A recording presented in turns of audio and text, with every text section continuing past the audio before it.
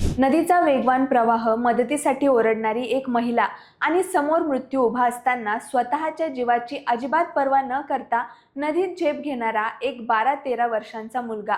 बीडच्या नवगण राजुरी गावचा रोहन रामचंद्र बहिर यानं दाखवलेल्या याच अंगावर काटा आणणाऱ्या धाडसाची गोष्ट आता थेट इयत्ता 6वीच्या मराठीच्या पुस्तकात धडा म्हणून शिकवली जाणार आहे. सायकल धुवायला गेलेल्या रोहननं नदीत बुडणाऱ्या छाया नावाच्या महिलेचे प्राण अगदी यमराजाच्या दारातून खेचून आणलेत.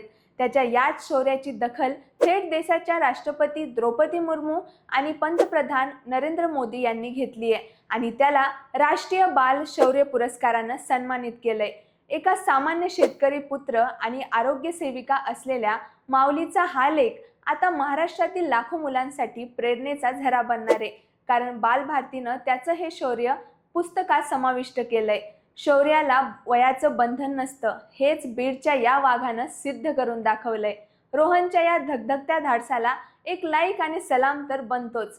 असेच माहितीपूर्ण व्हिडिओज पाहण्यासाठी आमच्या सहज सोपं चॅनलला फॉलो आणि सबस्क्राईब करा.